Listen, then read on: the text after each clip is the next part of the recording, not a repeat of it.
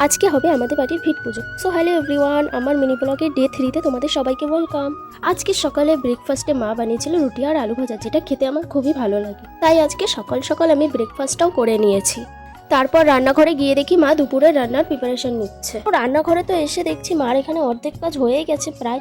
মার সবজি কাটাও হয়ে গেছে, চিংড়ি মাছ এখানে কাটছে। আজকে দুপুরের মেনুটাও খুব ভালো হবে। তারপর আমরা আমাদের পুরনো বাড়িতে চলে যাই, যেখানে আমাদের ভিট পুজো হবে। আজকে ভালো দিন ছিল, তাই আজকেই ভিট পুজোটা করা হলো। তো এখানে মা ভালোভাবে পুজোটা দিয়ে নিল এবং আমাদের বাড়িটা পুরোই ভাঙা হয়ে গেছে আর আজকে থেকে কাজও শুরু হয়ে গেছে। সব মিস্ত্রিরা এসে আজকে থেকে কাজটাও শুরু করে দিয়েছে। আর কিছুদিনের অপেক্ষা, তারপর আমাদের বাড়িটাও পুরোপুরি হয়ে যাবে এবং তোমাদের সাথে সবটাই শেয়ার করব।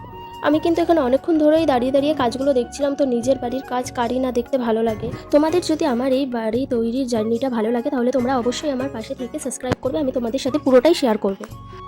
আজকে প্রচণ্ড গরমের জন্য মিস্ত্রিরা ঠিক করে কাজও করতে পারছিল না এবং আমি একটুখানি বাইরে দাঁড়িয়েই ঘরে চলে আসলাম। বাড়ি এসে দেখি মা দুপুরের রান্নাটাও শুরু করে দিয়েছে।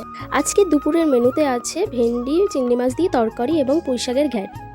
আজকেও আমার পছন্দের মাছ দিয়ে তরকারিগুলো কিন্তু রান্না হয়েছিল। দুপুরে খাওয়ার পর অনেকক্ষণ আমি ঘুমিয়ে নিয়েছিলাম। তারপরে বিকেলবেলা উঠে দেখি চারিদিকটা অন্ধকার হয়ে গেছে, মনে হচ্ছে খুব জোরে বৃষ্টি নামবে। দেখো বলতে বলতেই ঝড় নেমে গেল। তারপর তো হঠাৎ করে কারেন্টটাও চলে গেল এবং বাইরের দৃশ্য